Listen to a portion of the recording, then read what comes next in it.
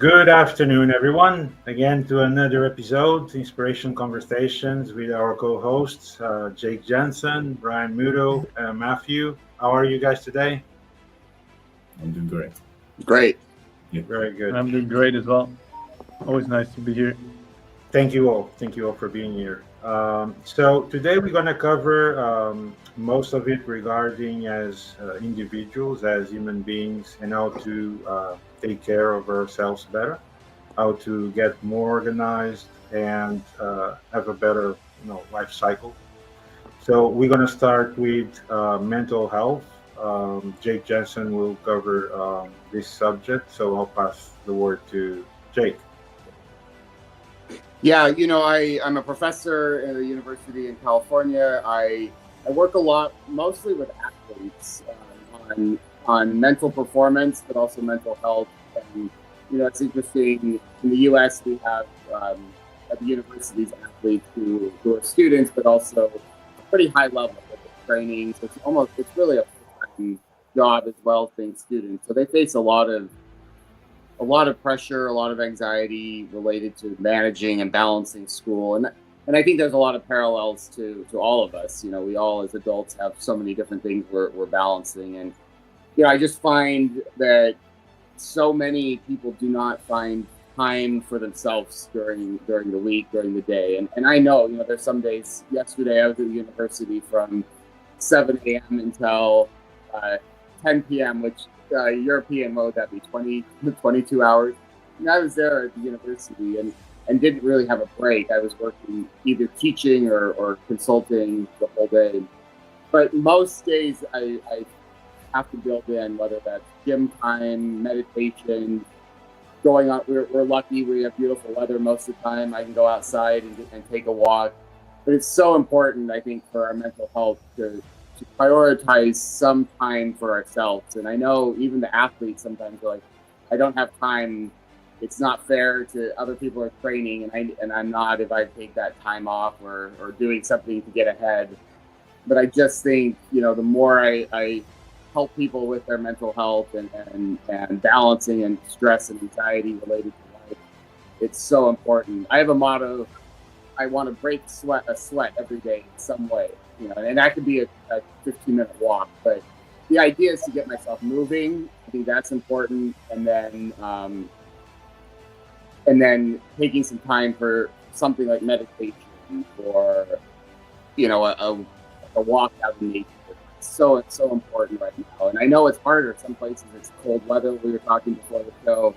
The weather does impact that, but figuring out ways to build moments of mindfulness, moments of it's not being selfish. It's actually, the more you can take care of yourself, you're able to then take care of other things, other people as well. And I think that's one of the biggest messages I try to, share with people I work with, that you can't really take care of others until you take care of yourself. And I think that's a huge message of what I do.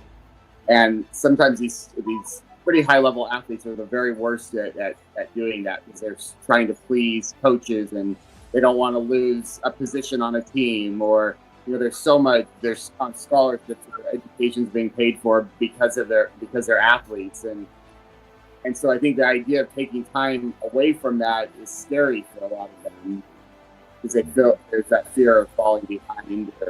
But again, I just find that you can use your time so much more productively and well if you allow yourself those breaks, those moments for yourself. It's something So sorry for interrupt. No, please. If it was just someone reaching you, how would you tell the person? Imagine that is a business person, not related to sport. How would you tell the person how to organize him or she, herself, him or him? Well, I think a lot of times people think, okay, if I go to the gym, for example, for exercise, I need a full hour for that. Or if I need to, meditation needs to take, 40 minutes. Whereas sometimes these breaks can be very short. A 15-minute walk, you can find time for that. a 10-minute, 5-minute even relaxation break where you sit quietly in your office and either listening to ocean wave sounds or repeat a calming word or phrase. It doesn't need, I personally meditate 40 minutes a day, but it doesn't need to be that. It doesn't need to be an hour or 2 hours at the gym. It can be these little moments throughout the day that add up. Take 5 minutes here, 10 minutes here. And if you do that 3 or 4 times during the day, then suddenly, oh wow, I've built these breaks into my, and that's where I think it seems unmanageable for a lot of people, where it's like, oh, I can't take that full hour to go work out, or I can't take that full time. And so I think dividing it or helping people realize there's these small moments throughout that you can build that into your routine, your day, is probably the biggest message that I try to share and help somebody realize. I guess in the end, it's because people don't think, because they think in the beginning that is not productive. But in the end, if we make them look that if we don't do that, you actually overburning yourself because you don't take a break from your daily routine. And of course, we need to combine that with also a proper diet, or at least to try to eat healthy, right? I mean, it's important to have this meditation or this walk, but also for people to be concentrated. I actually don't follow very well this program a lot of times, but I do, and I'm aware that it's necessary, because when you do it, you feel more relaxed, especially if you go on a day that you have 5, 6, 7 meetings, all one after the other. But if you take those 15 minutes, actually, I started to do that 2 years ago. You get enrichment going to the next meeting because you already disconnect from the previous one. Yeah. And this is very, very important, I think, to have that type of concentration, right, Jake? Absolutely. And there's a sports psychologist in the U.S., Jim Lair, who's very well known, and he works mostly now with like CEOs of major companies. But he focuses on balancing four areas: spiritual, emotional, mental, and physical energy. And I think a lot of times high level people that succeed in things are very, very good, for example, at running a business, but there's imbalance in terms of their spiritual, emotional, or physical health. And it's finding that balance, I think, which is super important. And just because somebody's very high achieving as a business person doesn't mean they have balance in the other areas. And same thing with athletes. They may be very physically successful, but their spiritual or emotional life is not there. And so again, I think overall finding that balance is so important for everyone. I guess also for athletes, if they overtrain, then they'll reduce the optimization because the muscles are tired, they don't have the mindset, right? And they won't be able to achieve the goals because they are unable to relax or disconnect.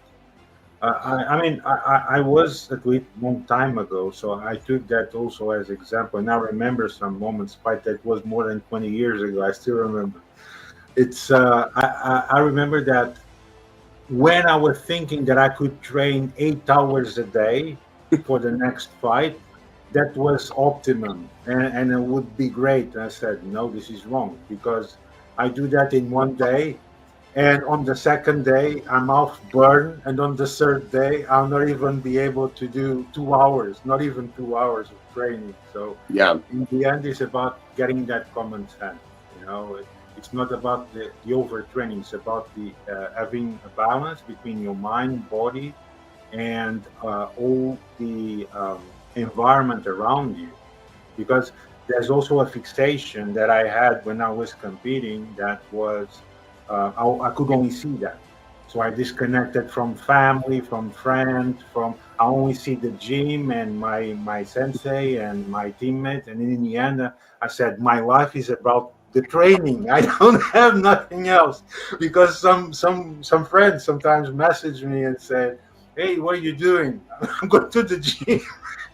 so so it's like, so do you want to come? I said, no, man, I don't drink, I don't smoke, I don't do this, I don't do that. So in the end, it's like, okay, so what do I do? I mean, my wife is basically this, so that's unhealthy too. That's what I was trying to explain. I mean, you gotta have in your life some kind of balance. I used to say a model, not even 8 or 80, something in between that is balanced between your personal life, your family life, your training, your aspects, or your work.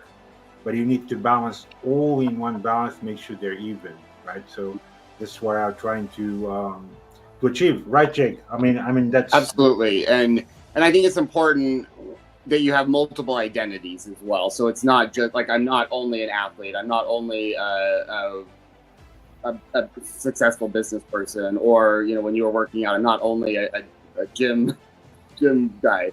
There's that you're fostering other identities that you have. I'm valued because I'm an athlete, but also because I'm a boyfriend or girlfriend. I'm also valued because I'm a professor and friend, and fostering these multiple identities. So it's not all focused on just one thing, because I think that can cause a lot of ultimately mental strain and turmoil if you're focusing all of your energy on one thing and that's your only kind of identity.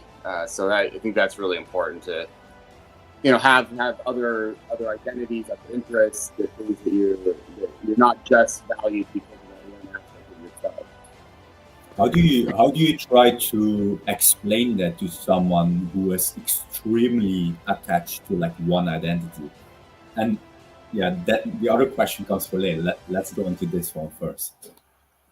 It's very hard with because I work with mostly 18 to 24-year-old athletes, and so much of their life for the last 10 years has been being a successful athlete. And I understand that to some degree. I'm not saying you have to not be serious about your sport, but just helping them realize that even if you lose, you're still a valued human being. You're still an important contribution to our community, to our university.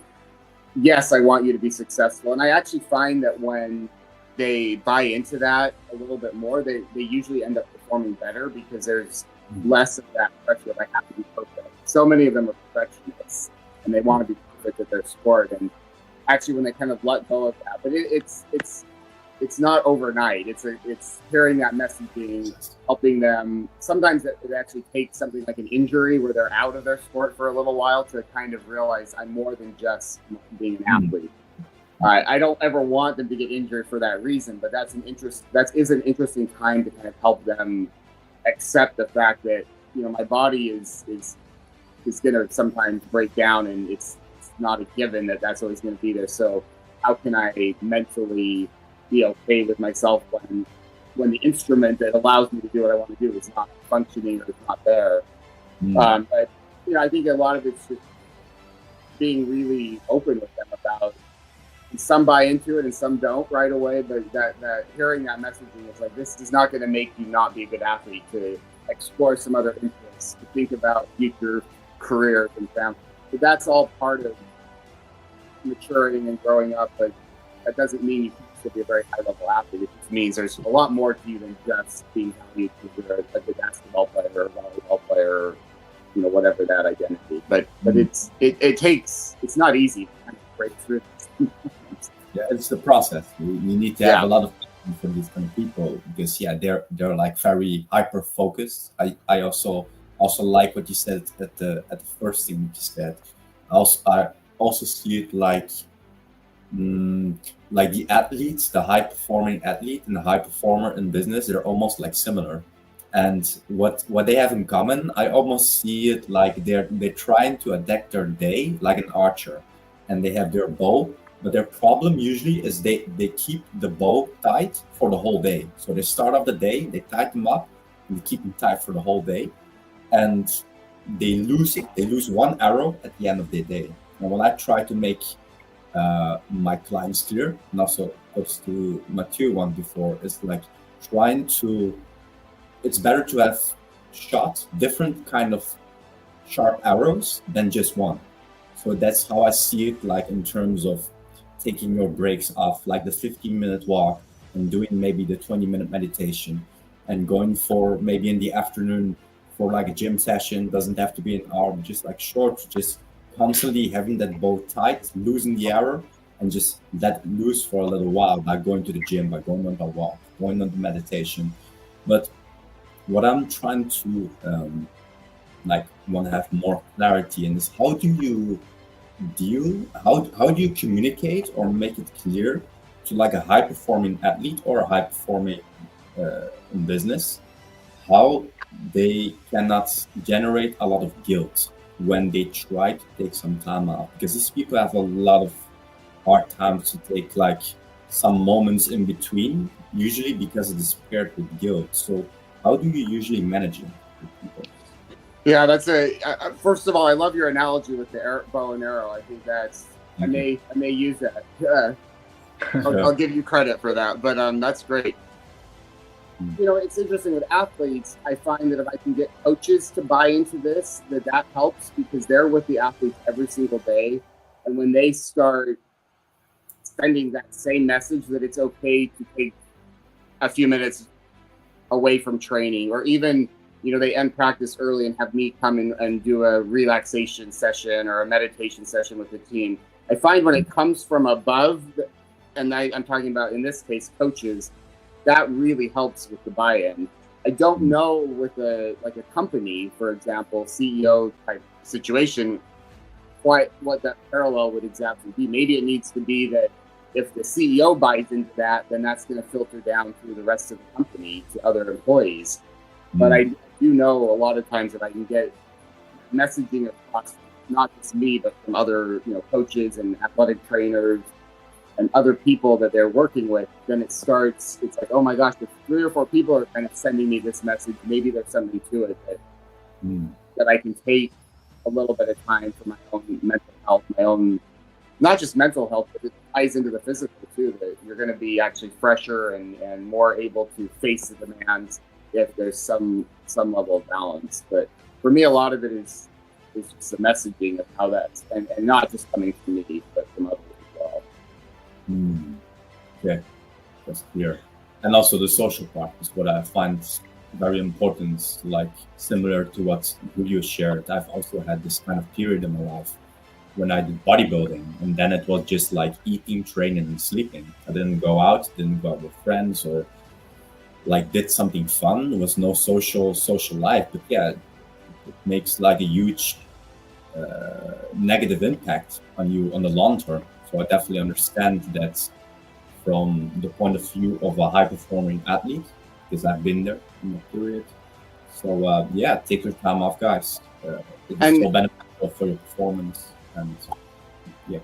And don't you think, Bryan, you were speaking, Bryan, don't you think that the fact that you were in that position as a high level athlete, and the same with me, I was a high level tennis player, that the fact that we can speak from that experience and live that also helps build some of that trust that they know that we've gone through and lived that, and we're speaking from experience, not just from a degree or from it happened because we've lived that and can speak, that we kind of understand what they've experienced. And I think all of us on here have lived through this, being very successful, but also finding our own journey of health and balance.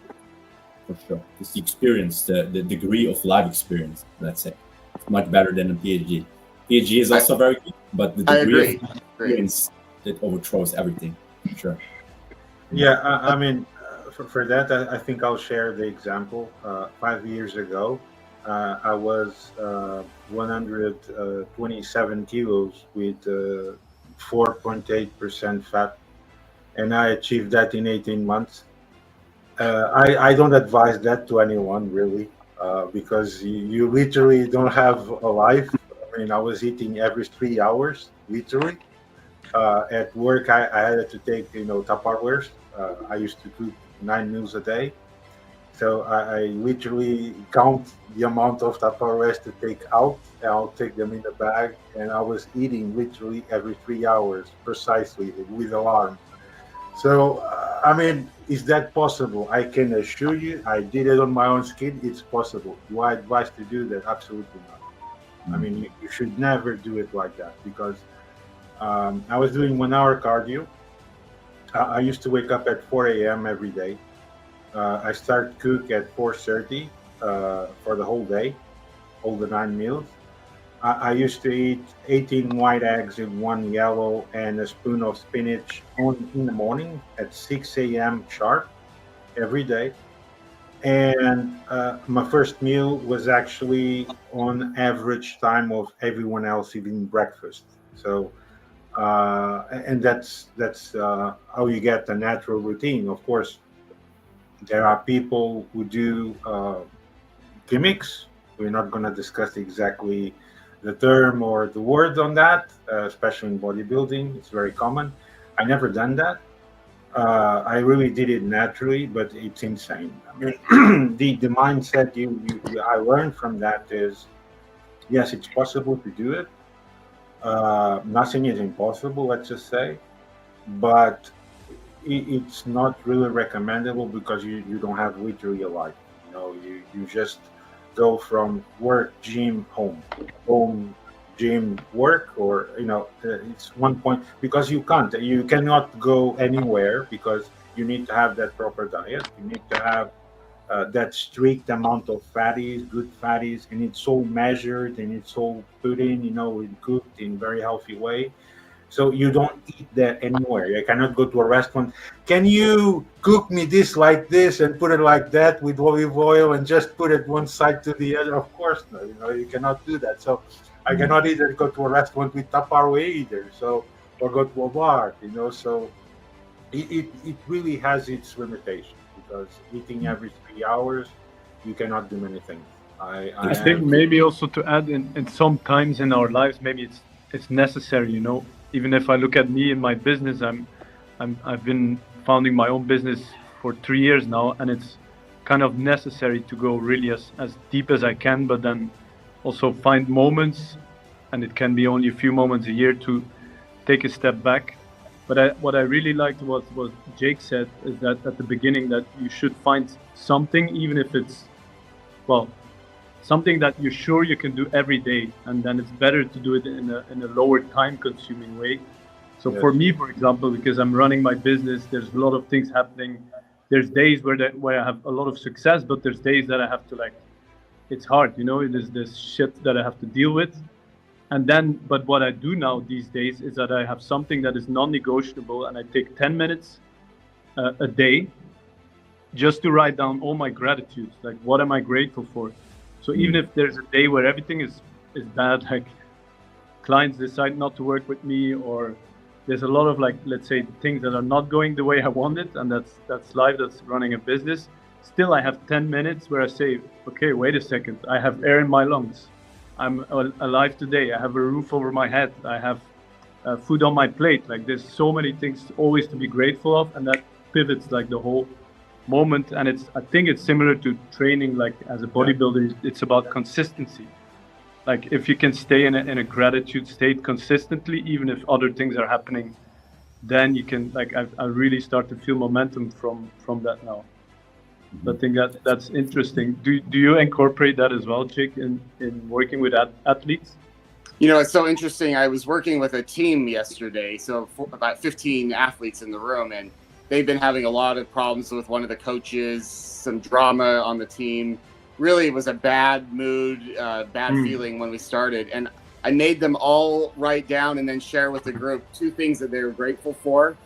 And we came up with a list as a team what they're grateful for. And it changed the mood. It went from this very tense session at the beginning to they were laughing and happy at the end. And I'm not saying all the problems went away, but it was so interesting to see the shift in energy and in attitude. And so it's something I actually want to do more because I didn't know quite how to handle the session. And I in the moment, I thought, let's focus on gratitude. And at first I could kind of see a resent or a hesitation to do that. But by the end, it completely shifted everything around. So interesting you mentioned that today, because I just did that yesterday with the team. And I think that's great that you do that daily. That's great. Yeah, I think there's a lot of analogies between athleticism and running a business. It's there's like a lot of things that are similar or that keep happening. Yeah, even physically it can be challenging. I'm thinking of Julio, how he's running his business now, working like very long hours. Like that has a physical impact as well. And yeah, Of course. I mean, like I said, it all depends on the routine. I had many years. I mean, I don't advise this. It's not good, but I mean, I had many years that I used to work 16, 17, 18 hours a day. And in the end, the mind, the body gets used to that routine because I was so swifting from time zones because I was traveling a lot between countries. So sometimes I might have +5, sometimes I was to have -6, -4. And in the end, if you do that often, you find that the body and the mind gets used to it. Of course, you have moments. You have moments, for example, I remember in some moments, Matthew, the camera. yes, I just need to make a quick move. I'll be back. Oh, okay. So, and there were moments, like I said, that sometimes I was waking up and said, "Where am I?" Because you're sweeping so much and traveling so much. I mean, I remember there was some years that I was traveling maybe to 9, 10 countries in one year. And there were a lot of involvement with a lot of people, big teams. So in the end, you really learn how to handle the mental stress with the people, how to handle the people, because each person is a totally different world, his own character, his own opinion. So you need to learn in the end with experience and talk with people because you don't get taught. I mean, reading and listening, it's good, but in the end, the real knowledge is when you really deal with people yourself, and that's where you get, all these things that you're going to encounter in your life, and hearing other people, what they share, even if it is a discussion, I always find that positive because some people sometimes I still remember one time that I had two members of the team that they were literally 40 centimeters from each other, and they used to communicate with themselves by email, and they could twist the chair and talk to themselves. So one day I came and I sat in front of them, and I was pretending I was working just next to them, and I was watching the environment, and they didn't communicate between themselves, and I couldn't find out why because they wouldn't told me. So I went to them and said, "Hey, what's going on?" So you guys, sharing emails, and you can just talk. You guys, I mean, it's just there. You can hit reach him with your own hand. So, no, I don't need to talk with him now. And then, because there was other people around, I called them to a meeting room separately, and I talked with them. Said, "What is the problem?" I said, "No, he says I work too slow, and he's doing this and that." I said, "What is the problem? That's not a problem. It's why do you feel you go slow? Just because he tells you that you go slow, you believe that you go slow. I mean, in the end, you shouldn't tell to someone. I told the other guy, you shouldn't tell to someone that is slow or fast. That's one thing. You just communicate and have proper communication with other fellow citizen and a teammate. And the other part is that when it's something like this, it's need communication. It's not about someone tells you one thing that it can go wrong. You should try to immediately start a communication positively, saying what is the problem in this conversation or in the communication, right? And this is the main thing that some people, I don't want to offend anyone, but go basic. You should think outside of the box, because when this type of communication starts, it's because something is always as root as wrong. Either in some moment there was a misunderstanding and they misunderstand each other, or they misslide the point of the conversation, and there was no progressive communication to restore the trust from each other. So, and that's what I told them. And since that moment on, they really understood that it's not a matter what they just hear. They need also to reply back. It's not about you're a person. You communicate. And you should have an understanding. You should share your thoughts. You should tell the other person if he needs help. Do you need help? How are you? It's very simple word. I mean, because in the office, when I was working with him, sometimes when I went to the office, everyone thinks there was a party on because I was screaming, how is everyone? And I was screaming, really, honestly. Everyone would start laughing. Some people on the phone start laughing. And that's the thing, you working with people, and even people with other people, they should feel happy in what they're doing.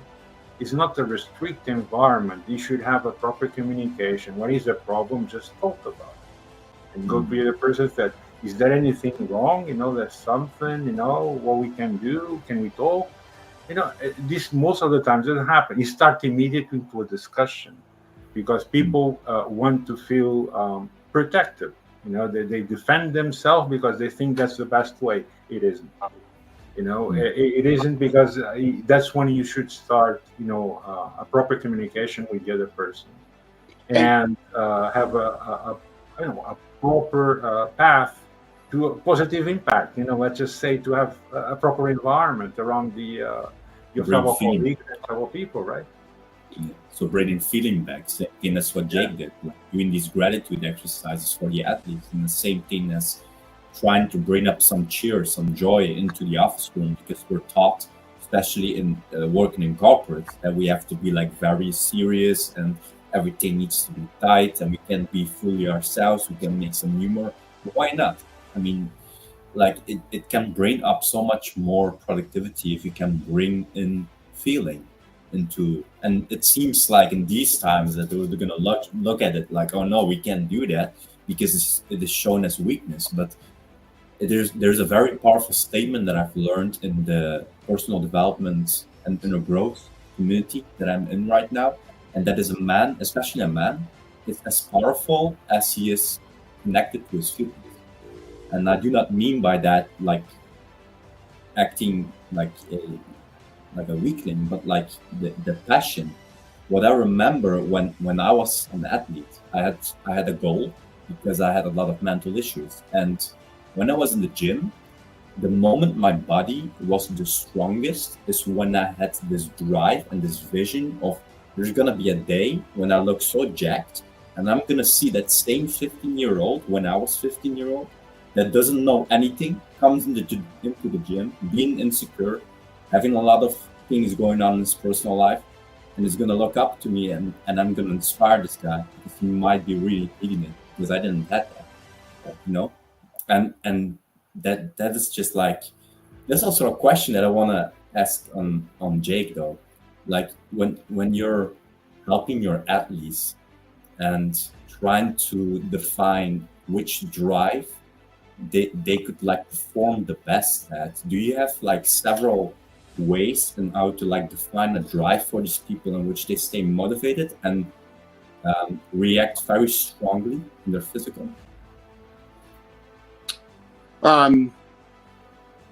Not sure. Can you ask that again? I'm trying to understand exactly what you're doing. I'm not sure I fully understand what you're asking. So I once read a book about which adds up to my story in terms of my drive towards helping other people, or just like having a self-centered drive towards maybe a prize in bodybuilding. So I read a book once from Dr. R. Hawkins, which explains about athletes that so he was a doctor that did types of kinesiology tests on people in which defined truth. So what he did some type of test, asked some questions, and when the question was not based on truth, then the body responded in a weak way. When the question was responded in a truthful way, the body responded very strongly. So he was explaining about athletes that, let's say we have two Olympic athletes, and one is purely focused on the personal ambition, So like the title, the gold in his name, and that year this name. And the other athlete is purely focused on doing something from his or her country. So like really based on inspiring other people, helping other people. And what he found was that the athlete who was focused on something outside of himself, like something else than the personal ambition, these people, they react much stronger than the one who was only focused on their own like ambition. Did you find anything like this in differentiations around your students or Yeah, that's really interesting. It ties a little bit into that concept of extrinsic motivation versus intrinsic, where the extrinsic is all based on I want to get ahead, I want to win a title, I want to make money, versus the intrinsic, which is doing it. Intrinsic tends to often be looked at just the enjoyment and doing it for yourself, but I think that could extend out to making a difference in other people's lives, pushing, helping others. And I do think, the research really shows that we need both. We need to have that intrinsic motivation as well, where it's not just about an outcome for ourselves. It's about enjoying the process, helping others. And so I think that really ties into that, finding that balance. Yes, there's going to be extrinsic motivators always. Mhm. And I'm not going to lie. I mean, I love my job, but I wouldn't do it if there wasn't a paycheck at the end. At the moment. And that's, to survive. But I also genuinely love doing what I do and helping other athletes. And I think when we can find that balance between the extrinsic and the intrinsic, that's incredibly important to have both of those. Because I find the extrinsic, if it's all about you, that burns out pretty quickly. Yeah. And I think the highest level athletes, CEOs, successful people find some type of balance with the extrinsic and intrinsic. And I think that intrinsic extends to helping others as well. So I think in the end, it's one major criteria profile, as I used to say, that usually a person that likes to help others is a team player, and a person has his own singular goals usually is a singular player, and you can see that in the cloud, right? You can see this type of profile usually they work out alone, and all the others are all together. So that's a big differentiation that I always saw, especially when you make them work together. These people usually always tend to go somewhere alone or distance themselves from the team. So it's a major problem that they just need to think about, that you cannot do everything by yourself. It's not possible. And especially if you work in the team in any way, doesn't matter if it's work or sport, you should always work together for the same goal. And that will also relax the whole team. Doesn't matter if it's sport or work or anything really, because it's based on everything. And in the end, everyone will have more optimization, more mental health, and more trust. Because if you all trust each other, and you all know that you have the same goals, and you all know that you have the same achievement, the same path, in the end you feel that there is a healthy environment. People are happy because they know they all have the same goals to try to get right, right, to achieve that goal. I mean, what do you think usually when you find this and you try to profile this type of characters? Is it who are you asking that question to? Jake, it can be to you or anyone, really. Just yeah. I think I work with a lot of individual sport athletes, and it's interesting because we've got bodybuilding and different. We're all kind of individual activity, sport driven, but I think we've had to learn to also embrace working with others and team, and that there's power to working with others. I mean, I was drawn to tennis because it was individual, and I was only letting myself down. I didn't let the team down, and I've had to learn to enjoy teamwork, because I learned from others. But my natural orientation has been to do things on my own, to And I think some of us that's our natural orientation have to learn there's power to working with others in groups, but that for some of us, like myself, does not come easily or naturally at all. I don't know how you all feel on that, but I know it's interesting. At least Julio and Bryan, you've mentioned like bodybuilding is a very individual, tends to be very individual. Yeah. Although I know you can have training partners and things, but Yeah, definitely a lone wolf mentality. So I've been there as well. And what I've learned from that, it has its lessons.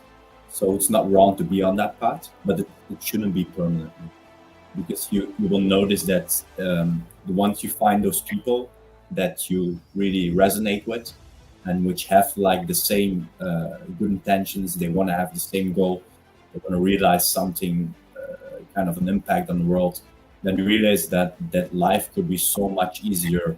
That when you have like one or several teams, like different communities that you're in, people who are resonating on that same vibration as you, and have those same goals. And like I see it as everybody is like a part of the puzzle, and everybody has his own skills, his own experience, his own road that he has been taking for his whole life. And yeah, it can just add up to each other. We can learn everything and do everything on our own, like Julio said. We need, like, let's say on business, we need the SEO, we need the CEO, we need the CTO, and then you have all the people like who are managing the management team, and you need those. Everybody has his own talents and skills, and if you can put that together in a team, you can realize like so much.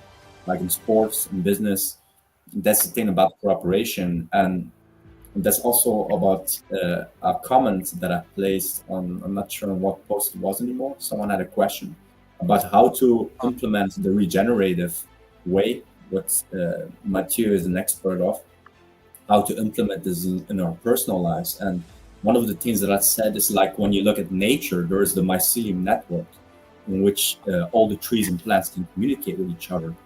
And that's the same thing with humans. We also have our own type of mycelium network that we cannot see.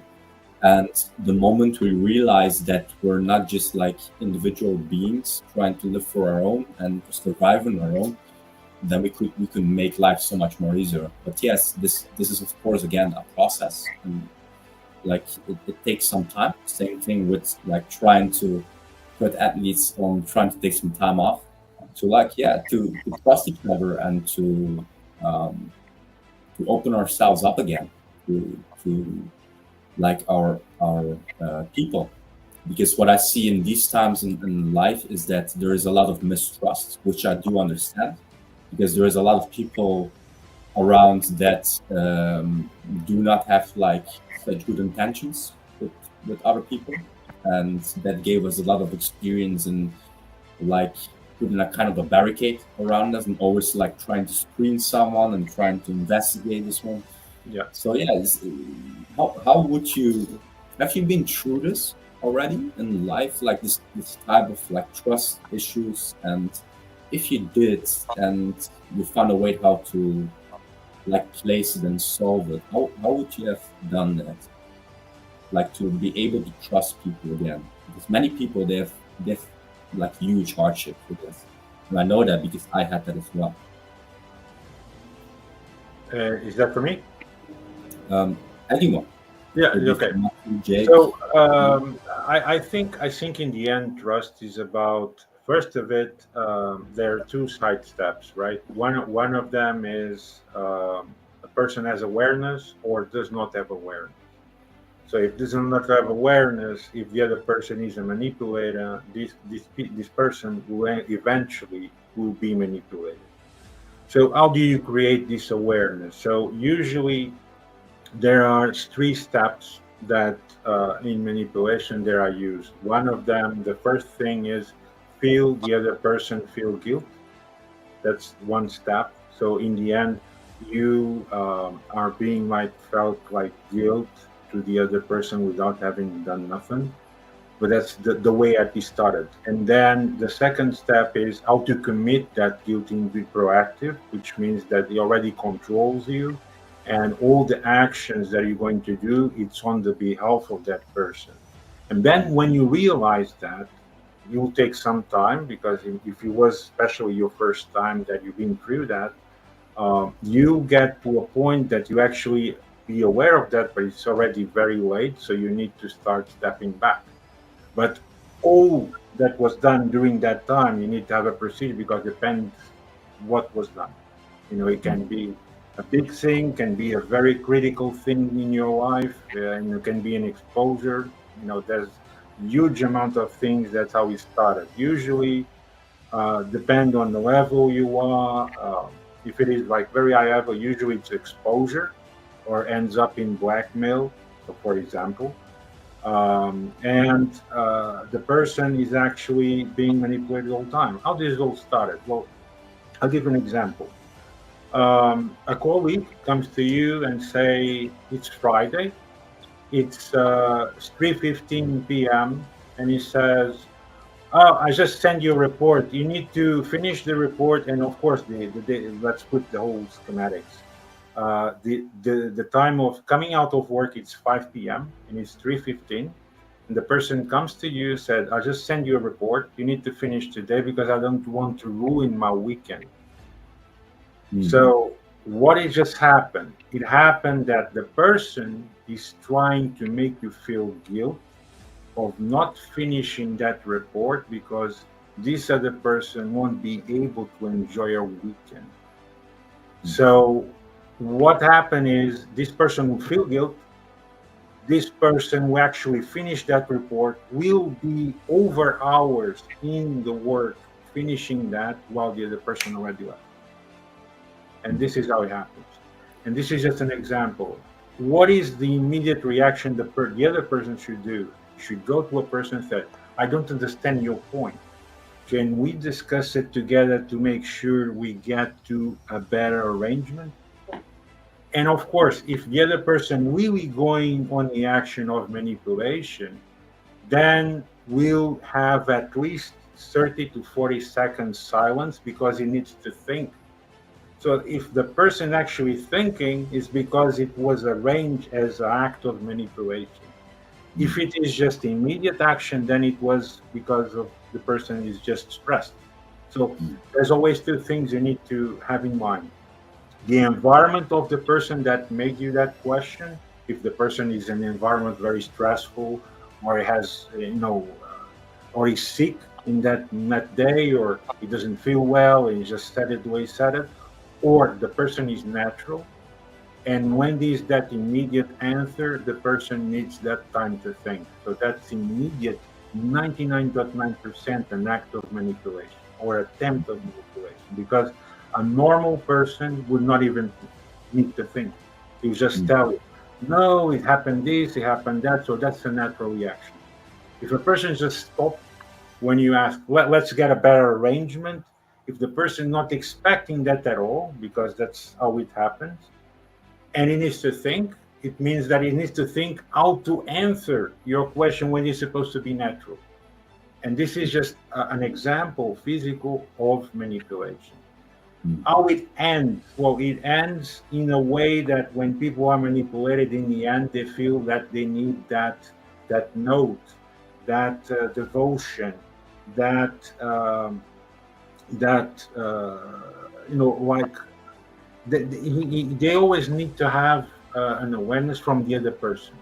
So he is going to always ask to the other person, if he's done right, if it's done properly. So this is when the person is already fully manipulated, because he's following the manipulator and always waits for the validation of the manipulator. And this is how they usually work. And this can work in any sector. And unfortunately, this happens in anywhere. In modeling, in work, in sports, anywhere you find this type of character, unfortunately. Why does this happen? Well, there's 3 or 4 segments that usually comes. Usually comes from trauma or child trauma, and the person becomes very aggressively to the society because something happened, he was not treated mentally properly. So the person thinks that the way to achieve the better result is manipulating everyone else to get that result for himself, or he or she. It doesn't matter. The second part is the person gets this type of character because of acts of society that other people try to do harm to this person, and this person really converted in that same environment and that same strategy, is let's just say, and follow the bad path. And the other part is usually a person that was already manipulated. So how you treat all this? Well, firstly, we need to figure out what type of basis and how it started by each case. That's the most common. Usually, the most common is people that were treated and were manipulated in the past. That's the most common statistic in society at this moment. And they try to do the same to others as it was done to them. Well, just to make it clear, it's wrong. Um, if you have a problem or you had a problem, you always should seek, a therapist or someone that can help you for you to start having, a different side in society, and also the way you should treat people. You should always treat other people with compassion. Should always be able to help other people, either mentally or physically. It doesn't really matter, with no expectation. And with that, you will feel relieved with yourself because you know you're doing good. Because why this is important? It's important because in the matter of 10 years in the future, or 15 years in the future, or 2 years in the future, depending from person to person, because each person is different, the way the reaction is, it will have flashbacks. These flashbacks are very dramatic, and they will sometimes even become to a path where the person can get into a rage or be psychopath. It can happen. It all depends how far it goes. So this is how people. Yeah, go ahead. Matthew, did you say something? No, I don't think anybody was talking, but I want to jump in and say, okay, Oh, okay. I think it was interesting what you said, that, okay, when people are struggling, they're very prone to be mistreated or misused because their energy level is low. They might even attract certain wrong people. So I would love to know from Jake as well, like, we're all high achievers here in this group, right? We have some bodybuilders here, athletes. Jake, you're also an actor, which is amazing. But what my question is, as we see with high achievers, they also had experiences in their own life that were like what we could call the dark night of the soul, like very tough moments in their lives. And I think as we're discussing mental health today, what would be really helpful to know from you, Jake, is that, did you have moments in your life that you're pretty much at a very low level? And what was the pivotal moment for you to change and to have the trend going upwards? Yeah, when I was in college, I had a scholarship. I was the #1 player on my team. I developed what's called the yips, and I don't know. Basically, when an athlete gets the yips, they can't do a skill anymore. I mean, it's almost like a paralysis. So I could not serve anymore. Golfers get it, like they can't make Golfers get it, yeah. like I know it's short very putt. huge in golfing. Baseball players like suddenly can't throw the ball. I mean, it happens in a lot of sports, especially with skills that you control the time. So, like with golfers, nobody's rushing you to putt. You have like time. Serving in tennis, you have like, it happens. Oh, it's wild! It's wild in golf how like some athletes are at like the top for some time, and all of a sudden it snaps and they lose it and they just like disappear. Yeah, crazy. Well, the yips in tennis, for example, has ended careers of players, because for me, like I couldn't. In tennis, you get 2 tries to get the serve in, and then if you miss both, it's a double fault. Well, I started averaging 30 double faults. Well, you can't win at a high level doing that. It was devastating to me. I mean, I went from being the top player on my team to I had to be removed from playing, and I was devastated. to me, I thought I was the only athlete that had ever experienced this. I remember saying to my mom one day, I was like, I hate myself. You know, I feel like you spent all these, you know, years driving me to lessons and matches, and I can't even make a serve. Like, I'm a complete failure. And it sounds so dramatic now, but at the time it was truly, for me, it was like the worst thing I could experience as an athlete, because so much of my self-worth was tied to being a tennis player. And I don't, you know, I never was thank God, I was never at a point where I like was seriously like considering ending my life or anything. But I did like look in the mirror and I hated myself. And I started working with a sports psychologist right after college, because I still wanted, I didn't want my tennis career to end feeling like that. But I really didn't know. I thought I may never be able to play like a competitive match or tournament again. And I also felt like working with like a therapist or a sports psychologist showed that I was weak, but I was at such a desperate, in my mind, desperate place that I was willing to do whatever. And it completely, I mean, it probably is why I went into sports psychology.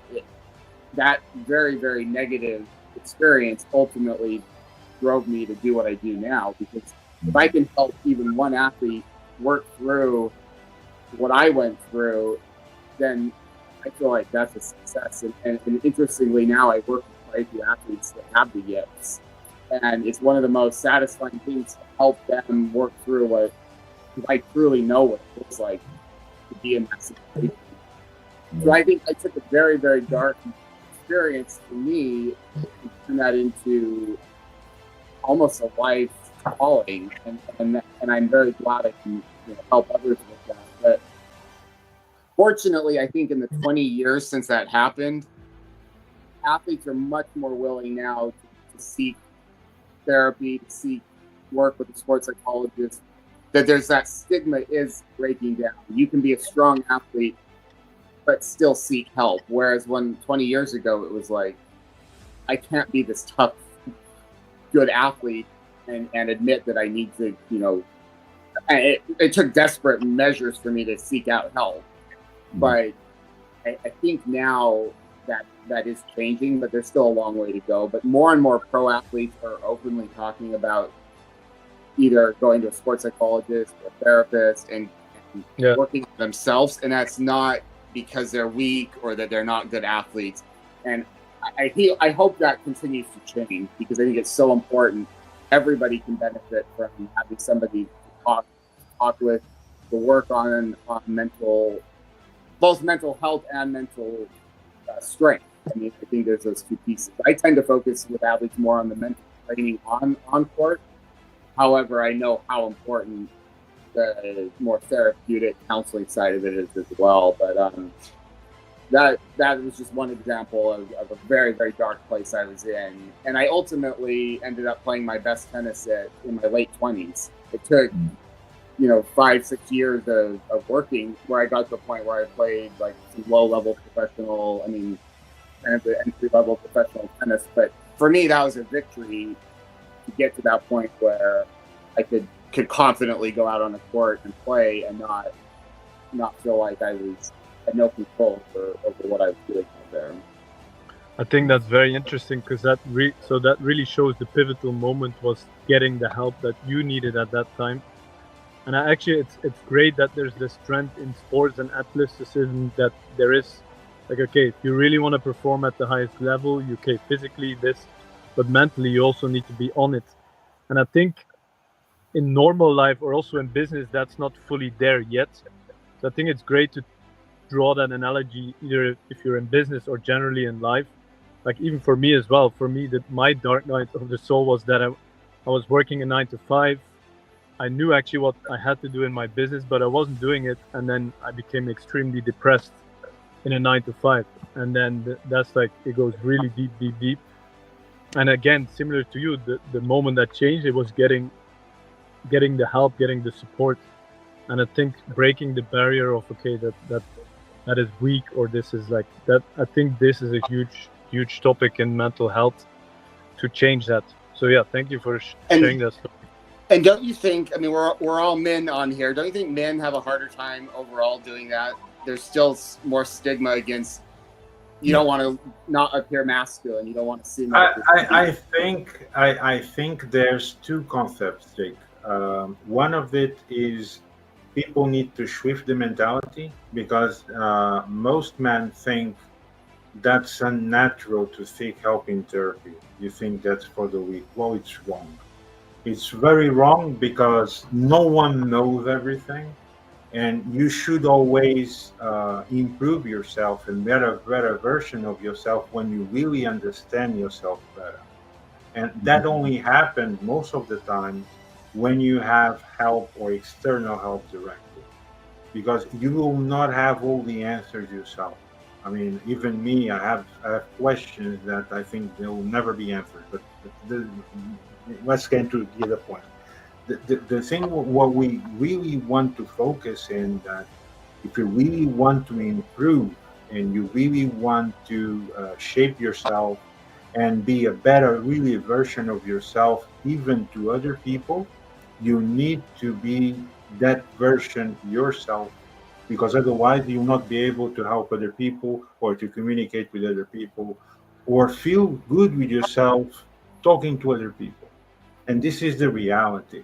And this happens with most men because they think that seeking help or talking to other people about specific subjects, it's a weak thing. Well, it's not. No one here is Superman, you know. There's no Superman in this world. That's part of the fantasy, you know. And the reality is, if you don't do it, you fall off. And this fall is much harder because it's very hard then for you to get up. Why? Because you went so deep into the dark, as I used to say, with no help, that you thought that that was the right reason, you know, to go through and continue like that. You draining yourself so much, then the restoration of that, it takes much harder, and sometimes it doesn't recover. I know people myself that they had, similar subject and similar problem. Their recover, it wasn't 100%. I mean, they were touched because they went too deep. They had some dramatic moments in life. They didn't seek help, so they were with those moments always in their brain for over 12 years, and they never opened up. They never told. So in the end, it blew up. So this is just an example. There's people, there's experts, and there's always people that are willing to help. You just need to find the proper person, seek the proper help that you really need, and just go for it because it's needed. You need to communicate. It's needed for your mental health. It's needed for your mental body. Your body won't work 100% if your mind is not working 100%. You will not achieve that, especially if you are an athlete. It's critical. Your mind needs to be at top level because it's your mind that controls your status. It controls where you want to get and how you're going to get there with your body. Because your body can be strong, but you won't get to the level you want if your mental health is not well. Because you can say, I can throw a punch at 90 kilos or 100 kilos, right? But how many times are you going to launch it, right? Because the other person also dodge. It's not a matter of how you launch it once or twice. You need to launch it 100 or 200 or 300 or 400 times. How are you going to achieve that stamina if your mental health is not well? You drain out eventually, or you get more tired than you're gonna get more if you feel well mentally, because you're not gonna get to that level. Why? Because you're drained mentally and you don't have a proper health optimization, a proper mind, a proper therapy, a proper routine, as we just talked from the beginning of this program. Everything is part of life.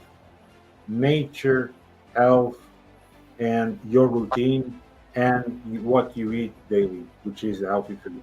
That is all part of the same circle.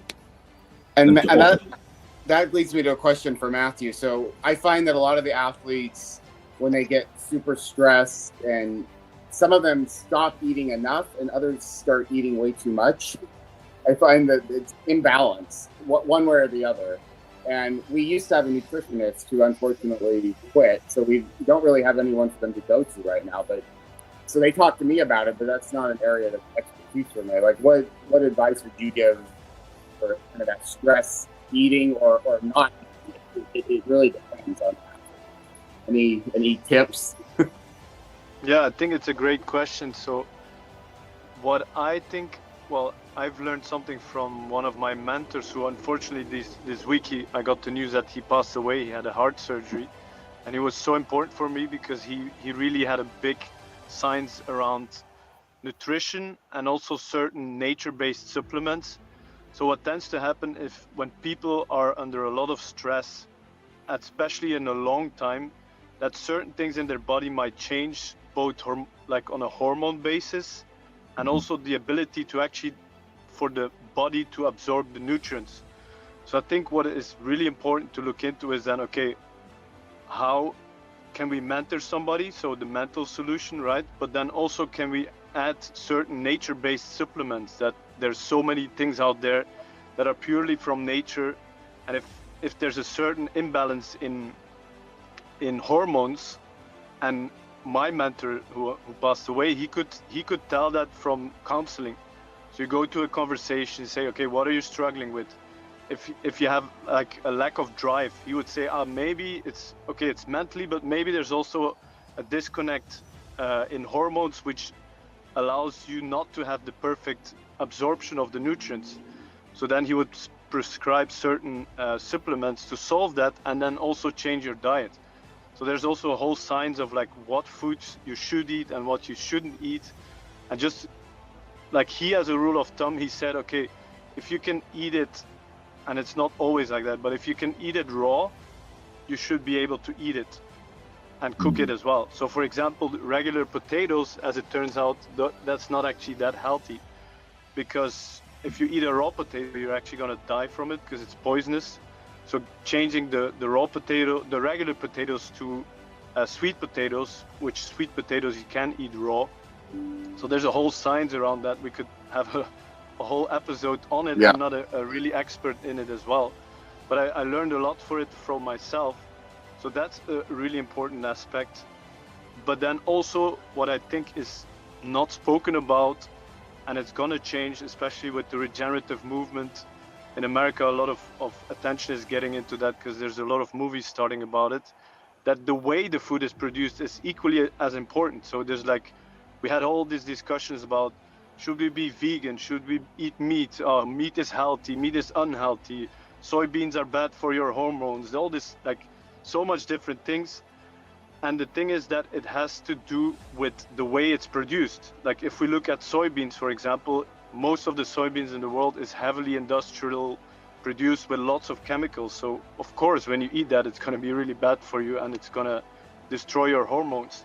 But if we could grow soybeans in a natural way, then that's going to be healthy for you. Same with the cows, the meat. How does a cow live his life? If the cow's diet is only like eating corn, well, guess what? This cow is not going to be very healthy, and it's not going to produce healthy milk that's good for your body or healthy meat. So it's really like, there's this famous saying that goes like, it's not about the cow, it's the how. Like this is really about super important, like how is that food even produced?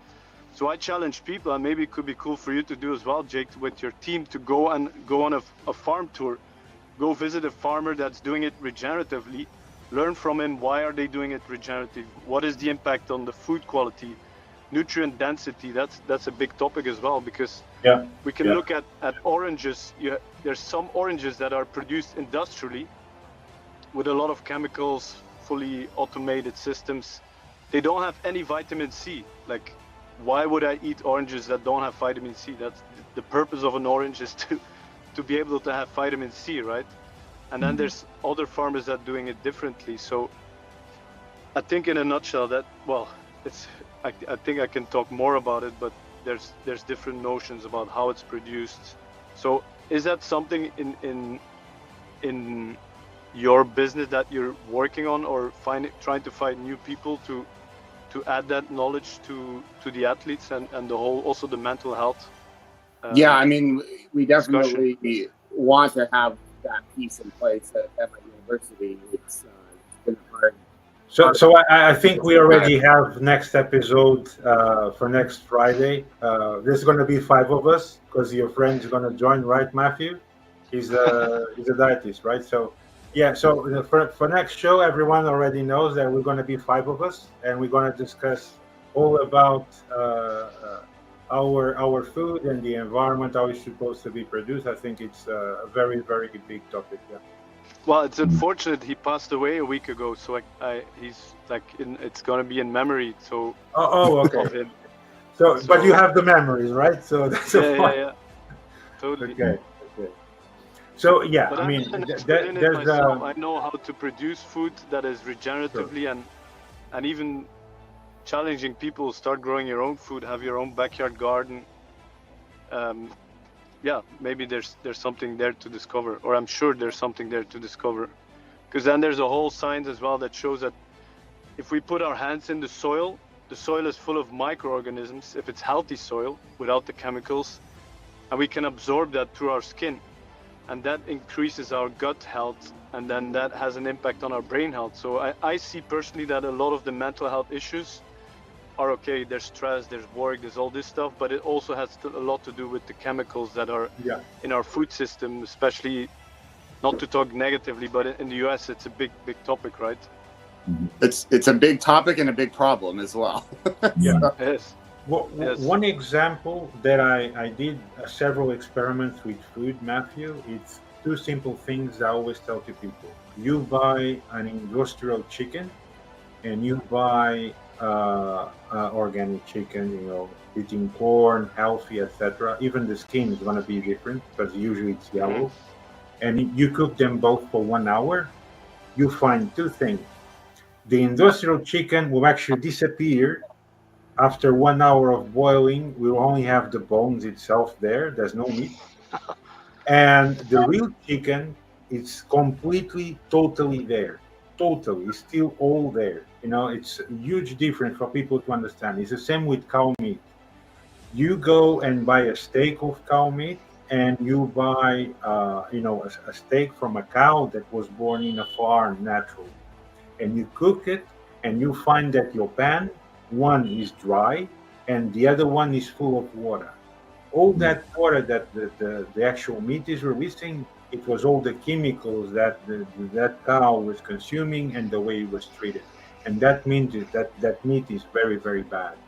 And what happens is, after even it's cooked and you dry it up, you cannot eat it because the meat then will be so dry, and because it removed all the water that it has, it's so hard that you literally need to throw it away. So this is just a mere example that I did when I was actually, cooking a lot and eating a lot, and did a lot of experiments. And around the potato, yes, I did find that booster, changing from the regular potato to a sweet potato. The boost was over 20% more, especially when you do like heavy, hard training. You have that stamina more than when you do with just the normal potato. Not only that, the keratin also takes care of your skin, parts of your bone, your hair. It's very essential in high quantities when you burn out a lot of calories. It's very essential to have it in your body in high quantities. So that's just one example. Also, the vegetable. The vegetable is the same thing. You cook vegetables that came from supermarket, and you cook them that came from the farm directly. The essence, the taste, and the way they look after they cook, there's nothing. It feels like it comes from Mars, and the other one comes from whatever, and it's come from the same planet. But both. I did that with broccoli. I bought 1 kilo of broccoli in supermarket, and I went to a farm which was very, very far away, but everything there is organic. And I bought 1 kilo of broccoli, and I brought it home, and I cooked both. The other one disappeared literally after 1 hour, dissolved himself in the water, and the other one was still completely full. It didn't broke. It's still, the whole full vegetable all there. The broccoli was complete. There's no broke, nothing after 1 hour. So it's just an example for you to see how to evaluate also when food is bad, and you literally see that it's really bad. So if you eat that, and you consume that every day, and you put that in your body, of course, you have a huge amount of chemicals inside your body that will have definitely secondary reaction, and that will affect your mind, will affect your organs, your blood, the high level of toxification, and many other things that that come into illness and diseases and many other things. Mm. And not just with the foods, because we can eat as healthy as we can, but to come back to the mental health, and especially with people who have difficulty with eating, because I've been one of those people, is that usually there is also a lot of trauma involved. And in terms of, we all know about the fight or flight response, and in these times, yeah, very cliche, let's say, but we don't get chased by a tiger anymore. So it's not just like getting chased by a tiger, running away, hiding, and then after a few hours, the fight or flight will go down. Like these days, we get it from everywhere, and we're just not aware of it. So people are just used at some point to be in a constant fight or flight. So their whole nervous system is like overridden. There's like a burnout almost, which gives them like a difficulty to stay consistent in eating. So that's the problem. You can have like the most healthy foods that you can imagine, but if you're not hungry, you won't eat because you're constant in this fight or flight. Then it's no use. So I think the core thing that we have to look upon is to address the baggage, and especially like we talked about for men who do not dare to speak about things, dare to come out with things, and to when they see their faces and their lives as a hero's journey, realizing that the hero's journey, when the calling comes, usually there is a mentor that also comes with it, and that we should open up for his help to be able to alleviate all this baggage. Because if we keep on carrying all that stuff, we can be the best athletes and the best business performers, whatever. But if you're gonna keep on carrying that until you're like, these days, like at my age, around 30, there's people around 40, 50, 60, very young ages, that they get trouble, like seizures, heart attacks, brain strokes, Yeah. inflammation, huge levels of inflammations, which lead to arthritis and etc. So yeah, that's what I believe. Is that really going back to the mental health and to I implement I would course. love to I would love to add something there and open up another topic. Is like, okay, we have mental health, but the science around mental health is very fluid. Like, and I want to know from you, like, well, I find it very dangerous to label and diagnose mental health issues, because okay, let's say you have a physical health problem, you go to a doctor, you get diagnosed, and then you get certain treatment or you change something. But I find with mental health diagnosis, for example, imagine you're having an extended time of a difficult time in your life, and then you go to a psychologist and he tells you, oh, you're schizophrenic. Like, you get that stamp on you. That's extreme. I think Yes. it's a self-fulfilling prophecy as well. Like, I Not think exactly. it's Not well, I'd exactly. love to hear from your perspective on that, I do because it's believe so that. heavy to carry that when somebody tells you would be schizophrenic. Like, Yeah, of it course. becomes your reality as well then.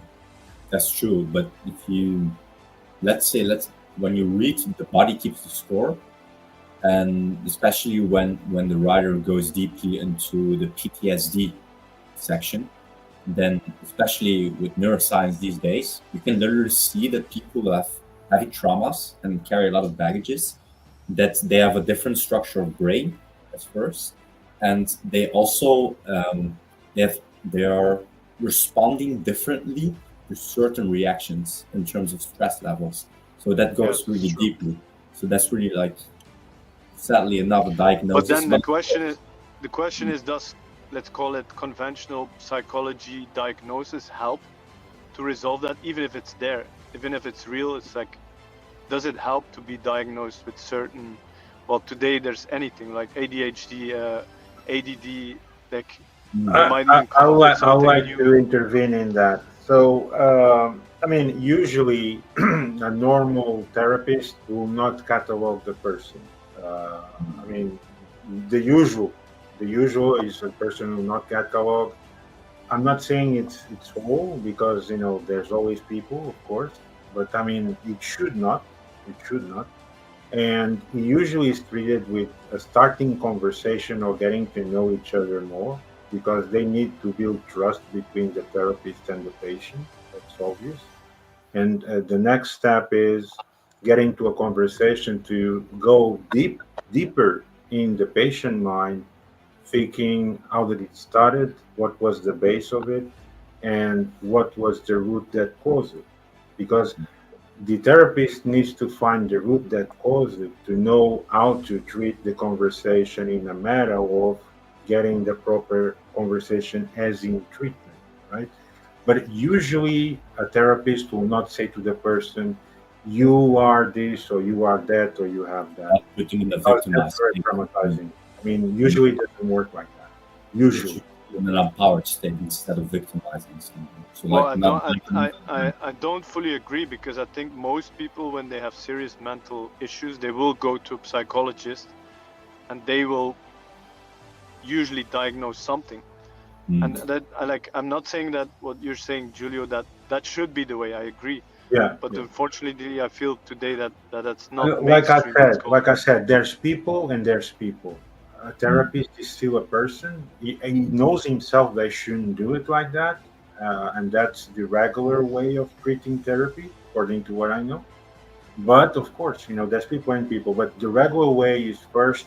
The first step always when it started is getting each other's trust because the patient needs to trust the therapist to know, to open up, and the therapist to go the conversation to find out the root of the problem because otherwise it won't work. If the patient does not open, I mean, a therapist will not be able to find out what's wrong, what was the cause. I can suspect, but it's not enough. A suspicion is not enough to start a therapy treatment. You need to physically know the root of the problem, how did it started, and what was exactly the moment when it started. That's very important. It's not about just to know the root of the problem, it's to know the exact moment when it started. And you can achieve that doing therapy. And when you achieve to that moment, then we'll know the proper conversation to get into that, to relieve the person from getting out of that specific moment that it started, and then starting erasing all those moments on and on and on until we get to normality, as you used to say. Does it work with all people? No. Some people are very deep. Some people are supposed to start therapy a long time ago. So it works. It can be restored at some moment. To some people, it can be 100%. Some can be 80%. Some can be 50. But I mean, there has to be a moment of start, because if you know or if you feel that you're having a reaction that is not normal to other people, or other people feel attracted from you, then you see there's a problem, and it's not from other people. It must be you. So that's when you see that you're supposed to seek, at least a communication with the expert to start getting that conversation into a result. What do you And think, Jake, from your perspective as a sports psychologist? What's the well, I'm the first to admit that there's definitely over medication, over diagnosis.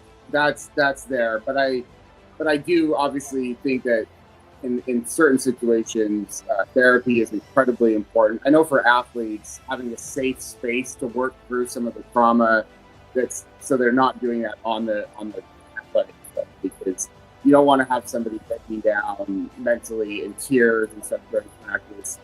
That happens, but you don't want to have them having to do that in front of teammates and coaches and things. So having a safe space where they can work. I mean, I have one athlete that's from Ukraine, and her parents are getting bombed every few weeks, and it's very important to have that safe space. Now, we are very careful not to immediately send athletes to a psychiatrist to prescribe medication. There are times where it gets to that point for certain, like clinical depression, where I'm not arguing that certain nutritional changes, exercise and things can also balance hormones, and we probably need to keep looking into alternative ways than just traditional medication. But there are situations where medication does help with balancing hormones, especially with like clinical depression or anxiety.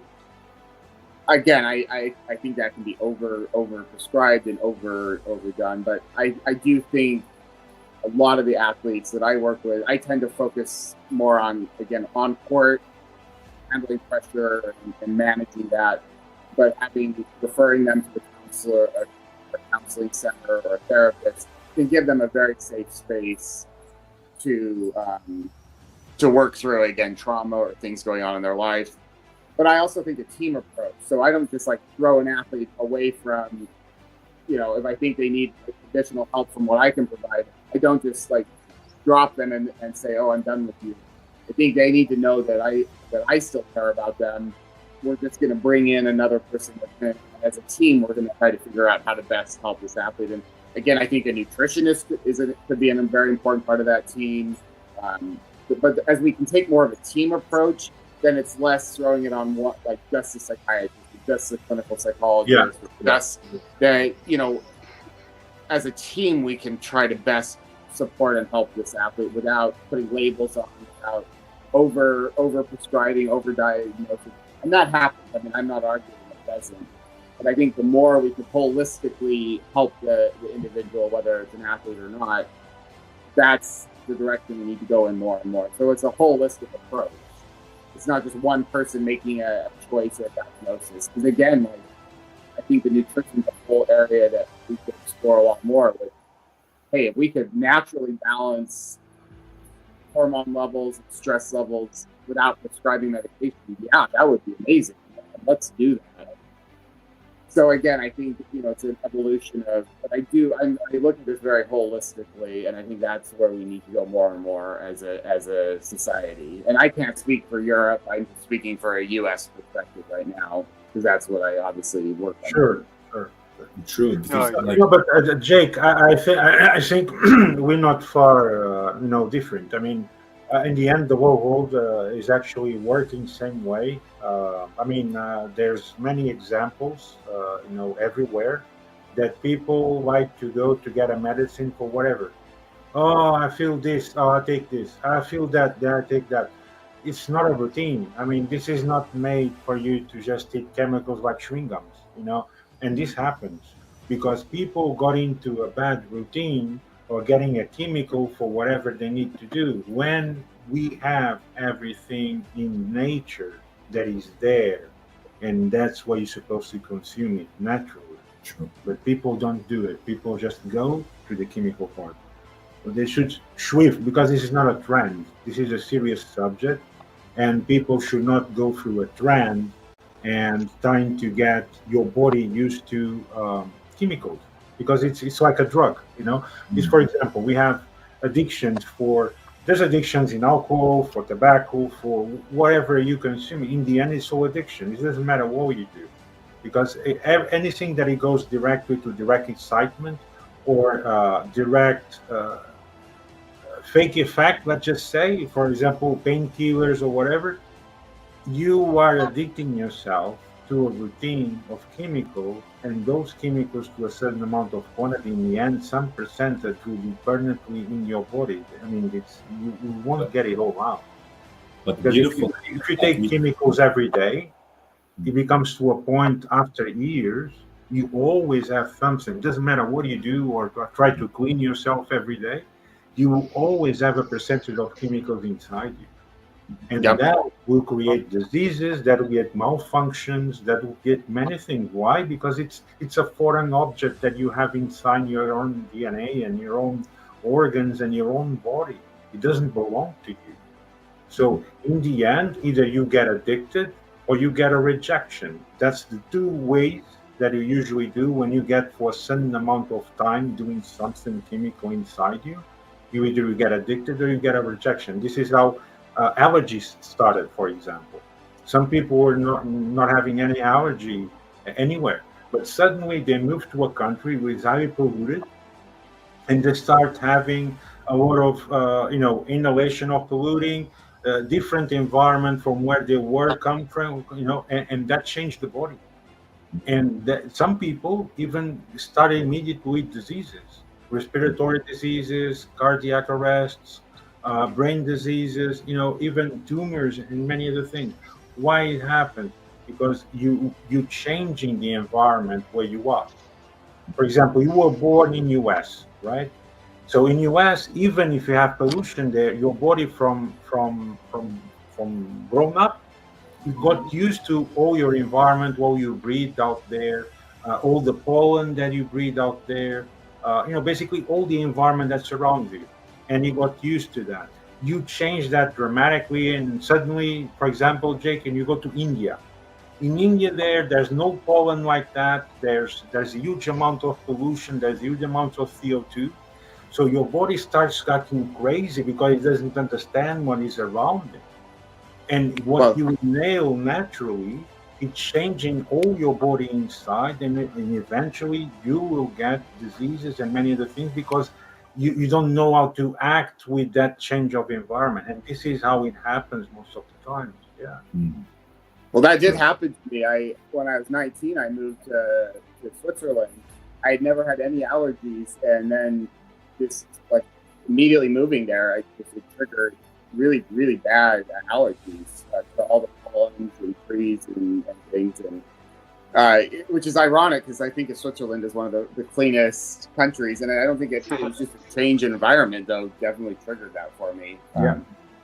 I still love the country though; it's great, but yeah, it's interesting. Environment does play a crucial role in that. For example, when I was in Eastern Europe in a country that I don't want to mention the name, I got allergy from extreme ice. So I noticed that I would scratch myself the next day after if I was in the snow with -10. If it was less temperature it was okay, but from -10 upwards, I will get skin reaction. So this is just an example. Why? Because I'm from Portugal and I was born in southern culture in a hot country and that environment until I was 20. Everything else I did to myself from 20 to 50 now, because I'm going to be 50 in just less than 1 month, that changed all my body.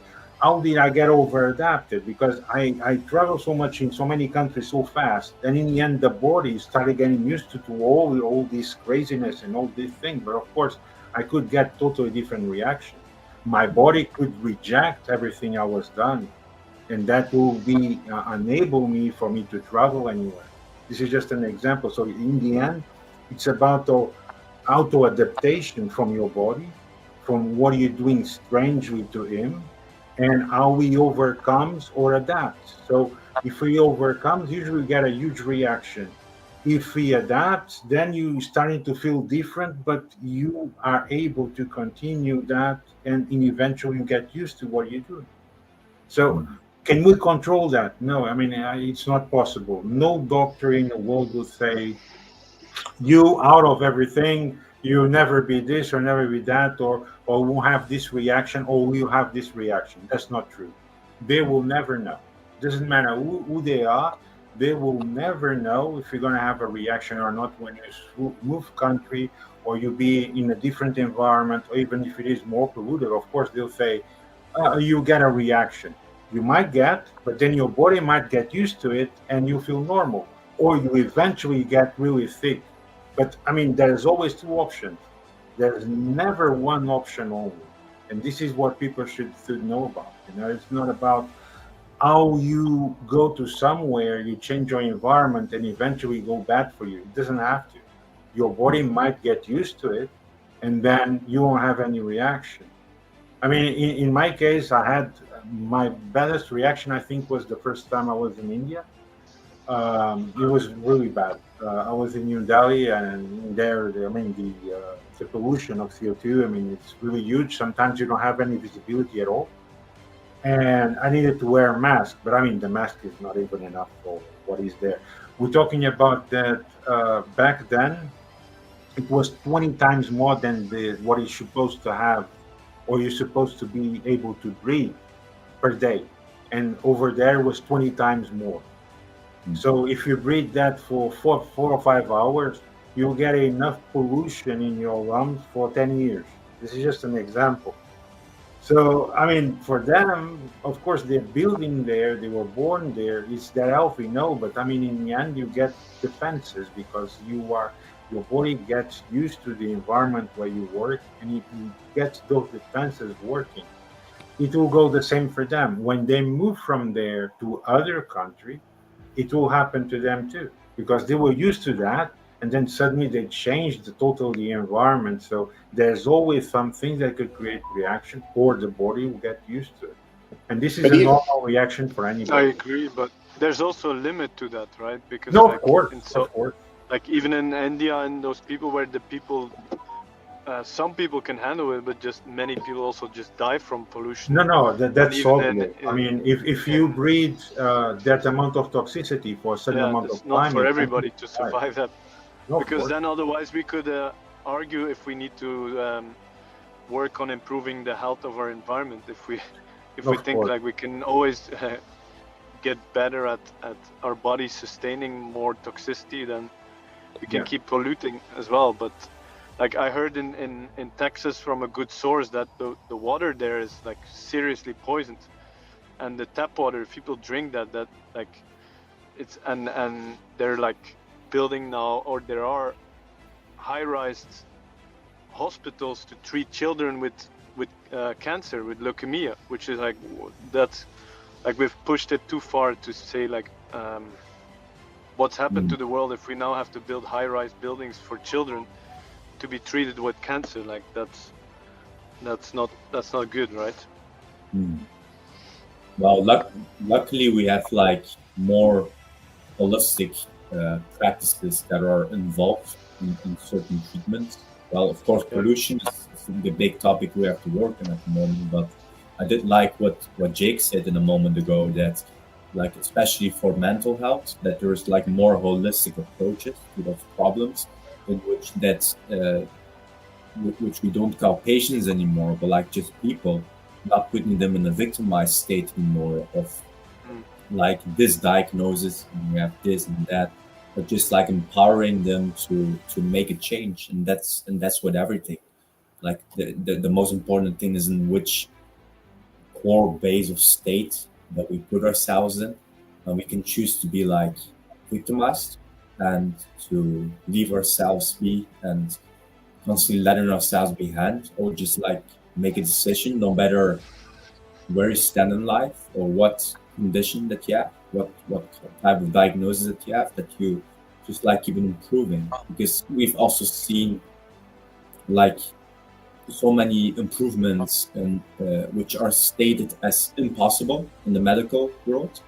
When we look at the placebo, or especially in terms of like holistic approaches, that many people have healed themselves from critical conditions in terms of mental health or like physical health, several of these diseases and things. So yeah, that is also what I wanted to add.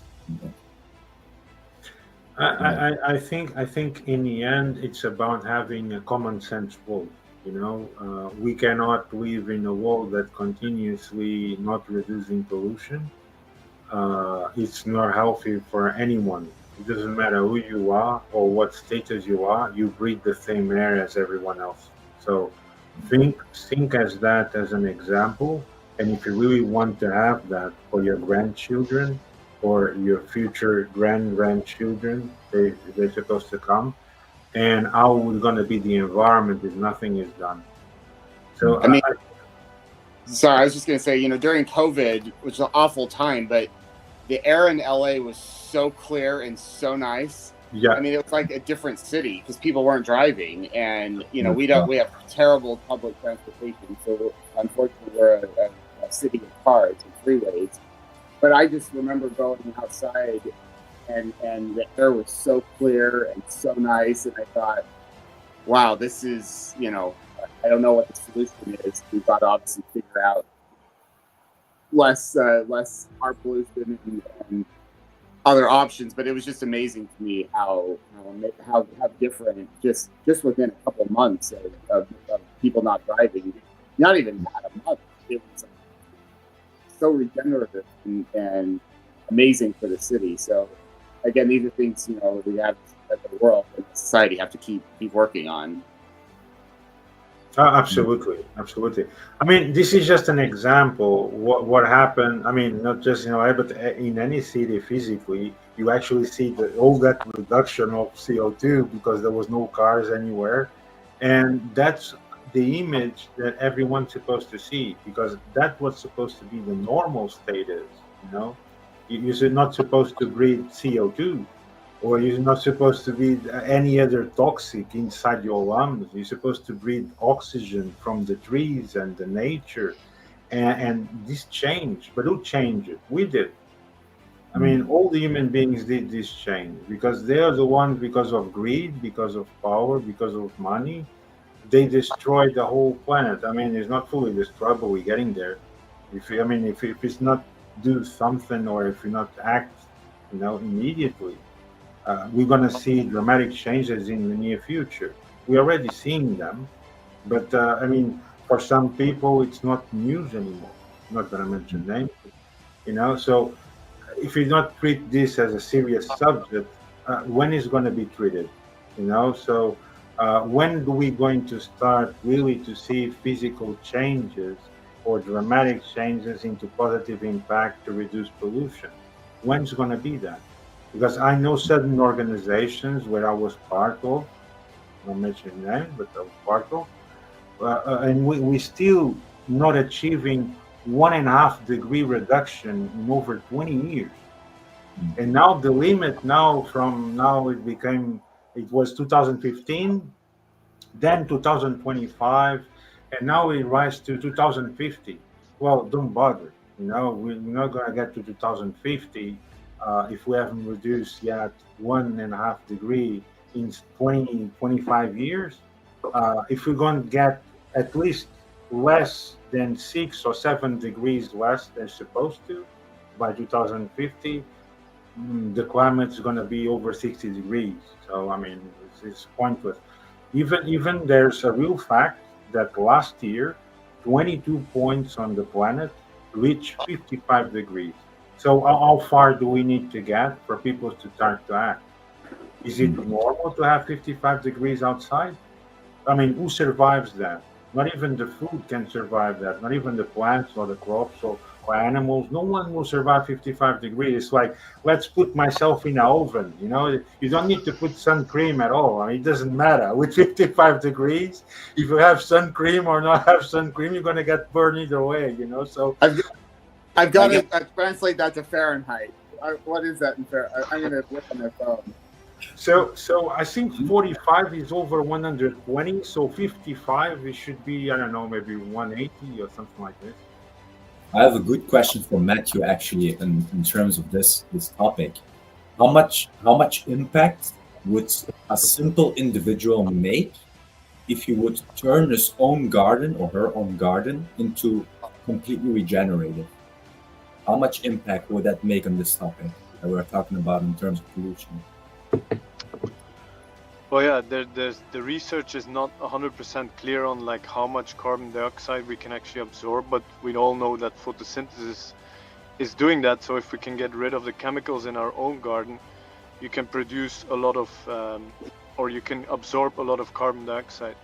But I think the most interesting thing is that when people start gardening in such a way, they will start to appreciate more plants and they will start to appreciate what a job it actually is to grow a broccoli. Try and grow a broccoli in your own garden. You'll be like, next time I'm going to the farmer's market or to the supermarket, there's a lot of effort in growing a broccoli.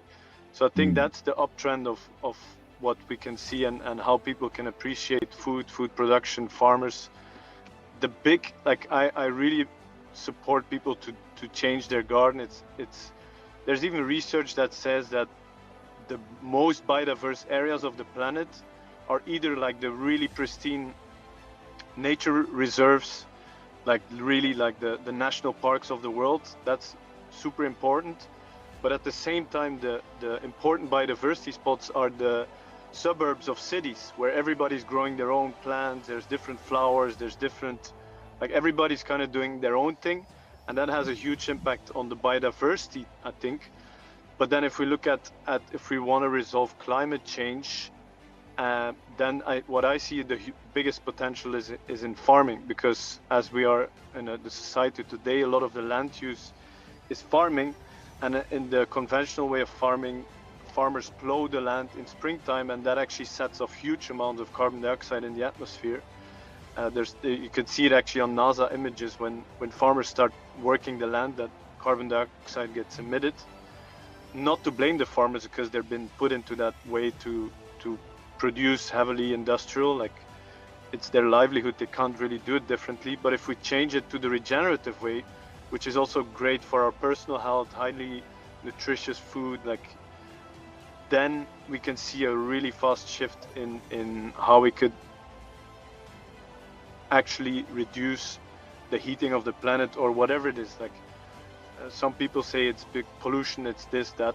It doesn't really matter, because the research says that if we only get like 70% of the farmers, no, only half of the farmers to go regeneratively, within 7 years, we can go to pre-industrial revolution amounts of carbon dioxide in the atmosphere. So pretty much we can resolve climate change within 7 years if we put our heads together and support the farmers to make that change. And I was very hopeful for the US that with RFK Kennedy getting to work with Trump, you like him or not, it doesn't really matter, but he was gonna revolutionize. They were already getting started on that. I'm still hopeful that that happens. In Europe, we have the Green Deal. We're starting to see some movement, but yeah, I'm hopeful that we can actually make a fast change when we really need to. And I think that it's gonna come from farming. Yeah. I mean, from statistic, this is a fact. I mean, the global pollution, 10% goes to clothing, and at least 15 to 17% goes into farming. So if we get into those, because you can get sustainable clothing. I just did a program some time ago about sustainable fashion. Yes. You use the natural raw things into fashion, and you redefine all the farming. You are reducing almost 30 something percent of the global pollution. I mean, we can treat the whole planet in less than 7 to 10 years.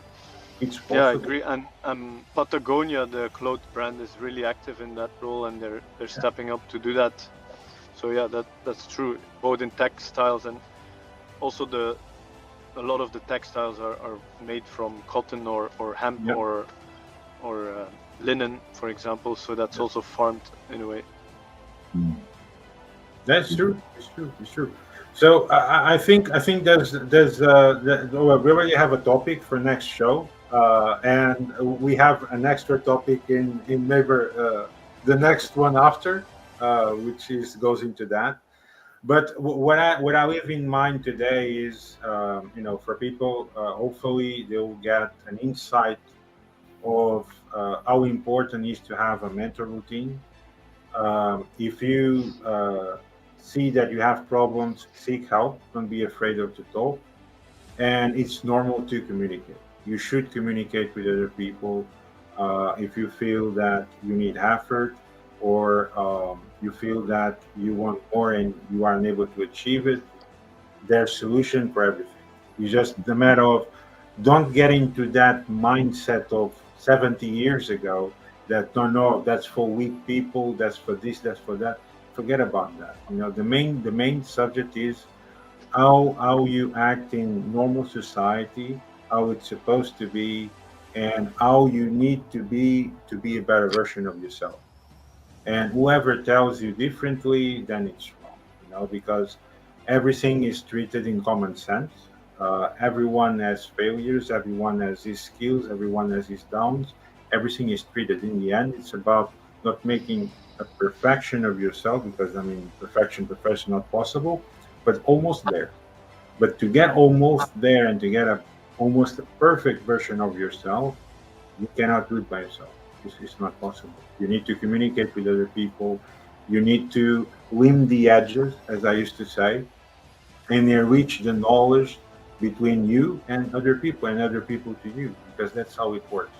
And if we work all together, everything is possible. I always say, if you work as a team and every work works as a team, and I mean all the countries and all the politicians also, they all work as a team, everything is possible. But you need to do that rapidly. We cannot wait 5, 7, 10 years for something to happen. Because I mean, if you put policies, if you put geopolitics, if you put this or if you put that, I mean, making excuses is easy. The point is, why do we making excuses instead of getting to the point where we need to solve, and we get around all together to try to solve it the best way possible? It's not done like that. Why? Because either for money issues or for idealistic or for geopolitical issues. And this is the main problem, how things are not solved most of the time. The differentiality of opinion is always good. It's part of enrichment of culture and to get to a point of reaction into a positive impact. If we don't get that, then there's nothing to discuss. And this is what's happening in society. People are afraid even to get a differentiality reaction from what they think or what the other people think. Well, it's not about that. You need to share both opinions. If you don't share, how are you going to know how the person is going to think or is not thinking? And even if you think differently, it's still enriching because you are sharing opinions between two people or 10 people or 20 people or 2,000 people. It doesn't really matter. You're sharing and enriching your knowledge together with other people and other people with you. And that's how society is supposed to be rebuilt. And this is just a small resume that we're going to continue this part together with the next show. But I just wanted to leave this as the main base of how people should think in society and how should they react in society. I mean, it's like you going somewhere. I spoke this, I think, it's in the previous episode. There was an experiment that a person, fall down on the subway on purpose, and he was there almost 1 hour. There was almost 50 people in circle around the person, and no one called the emergency. No one. I mean, as a normal reaction, a person would call or go to the person, say, "Hey, are you okay? You know what's going on?" No one did anything. So it's a matter of don't think that someone else do it yourself. Because if it was you, what would you think? If it was you on the floor, if it was you, or being seriously ill or having a problem, would you not like someone to help you? Just think it that way. It's reciprocal. When you are in society, you also need to think in other people, and other people need to think in you. Because today can be them, tomorrow can be you. And this works in all ways. There's ups and downs in life. The journey is very long or can be short. It depends, but you cannot control that. But the journey usually is very long. And you're supposed to live in a normal society with compassionate people and that people, to look after each other. Because otherwise, what we're doing here? What is the purpose to live in society if we don't care about each other? Or if you only care about ourselves? Where are you going to go with that ideal to where? Where are you going to go? What is the actual goal if you only think about yourself? Where you want to reach by yourself? It's not possible. You reach nowhere. Because you come to a point, you ask questions, you're not going to have someone to ask questions because no one wants to talk with you. Because you did all your journey by yourself, ignoring everyone. That's not the way to be in society. So I just wanted to leave this remark, and we'll continue this same part of conversation together with the most important topic of the next session, which will be with around Matthew and Jake, which is about the food we eat, the surrounding of environment that is important to us, and how anxiety can be treated naturally with just normal elements from nature. So I think that that is the thought I leave from today. So please share your thoughts about today, and we'll continue for next session soon. Who wants to go first? I'll just add, and thank you, Julio. This was very. I've really enjoyed being on today. I think my closing point is just that mental health is a journey. The only constant in life is change. So we change every day. The world is changing every day. So we have to keep working on this journey of our mental health. You know, I think the time where we think we have it all figured out is when we get in trouble. So, and I don't want to say I don't want to call it a challenge. I like to call it a journey, because challenge has such a negative sometimes connotation, where, you know, the more we can keep working on ourselves, and that's through learning from others, that's building community, that's having discussions like this. But it's mental health is not something we just have figured out. It's something we constantly have to be working on and learning more about, and it's a journey. But if we can embrace that journey, I think that is what we need to do. And so I've learned a lot from you three today, and continue to look forward to learning more. It's reciprocal, Jake. It's reciprocal. I love that. I want to actually build on top of that now and keep stacking on from Julio to Jake, to say like, okay, I came across this quote somewhere. Someone was asking like, what is life about? Is it about the journey or the destination? And the person answered, it's about the companion. It's about the people you surround yourself with. It's like, okay, the journey is important. It's this part of it, but it's who do you surround yourself with? Who do you listen to? Who do you let yourself into your life? You have to be very picky with that, I think. And even this 2-hour conversation, we're close to 2 hours. We walked our path to Amazing. 2 hours. I need to move. Even Matthieu's like, Amazing. Sorry, Matthew. Sorry, please continue. There was a breakup, sorry. So Okay. I don't know what I missed, or if you had everything from my side. we had everything. Perfect timing. So no, I mean, you were finishing the thought that we were talking almost 2 hours. I realized, I watched the time, we actually reaching almost 2 hours. I didn't thought that. I mean, the conversation went really deep. I was really enjoying it. You know, the time just went right out the window. Yeah. Yeah, just I said I wanted to build on the fact that it is about the journey, like you said, Sure. and also the companion, and it's amazing that we shared a part of our own journeys together for 2 hours. So Yeah. I think Yes. I thank you for that. Thank you, Matthew, too. Thank you. Bryan. Yes, so a little bit of adding towards everything that was shared is that in other words, that we see ourselves as a process and not as an end product, because perfection does not exist, especially in mental health. That's actually everything I want. There has been shared so much today that this is more than enough. Seeing ourselves as a process and nothing more. So before we finish, we have to say a power message, each one of us. So my power message of today is, don't wait for tomorrow, do it today. So I pass to you, Jake. My power message is, enjoy the journey while building community and friendship.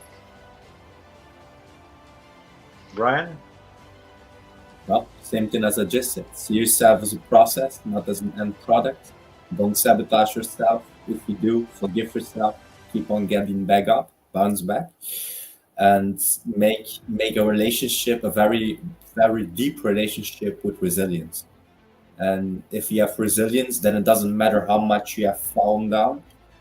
You just keep on getting back up, and just keep on bouncing back, no matter how far you have fell off the road. So, yeah. Matthew? I think the people you surround yourself with, it's the analogy of the soil that a plant has. Make sure that it's a very rich and healthy soil, so you can flourish in your own life. Beautiful. Great end. So folks, that was all for today. Don't miss next Friday. Maybe we can over the limit, also reaching, instead of 2 hours, getting to 3 hours. So you never know. But don't miss it next Friday for sure. I hope it was insightful for everyone who listens to this. Thank you all for watching, and catch you back soon. Thank you. Thank you. Thanks.